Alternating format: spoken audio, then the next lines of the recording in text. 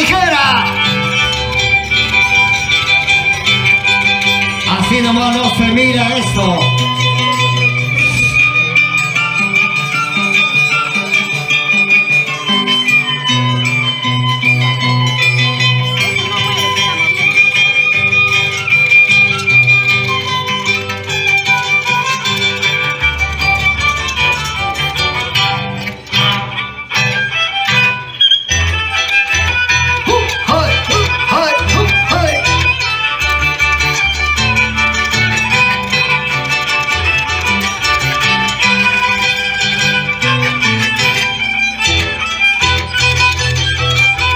Destreza, habilidad, coraje, arte. Apenas es un jovencito de 12 años. Muy bonito. Continuamos.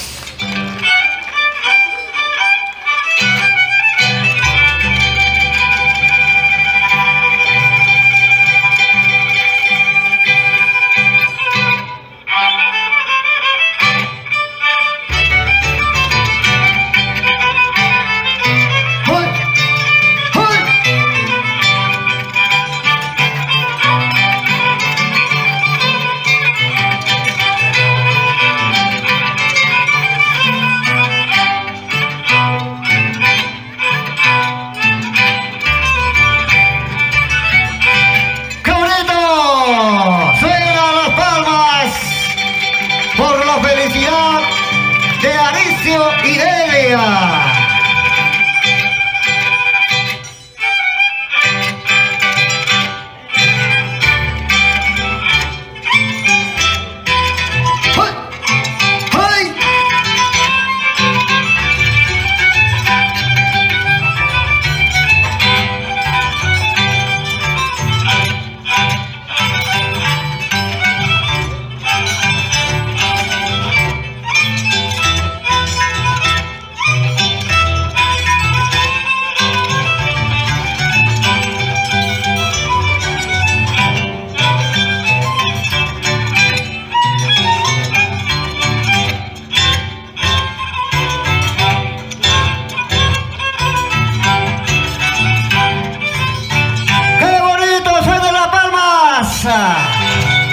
La danza de las tijeras, baile ancestral.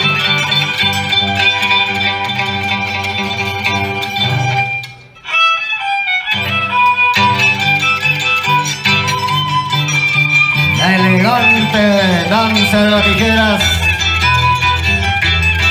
que se baila en la tierra linda de Huancavelica, Ayacucho.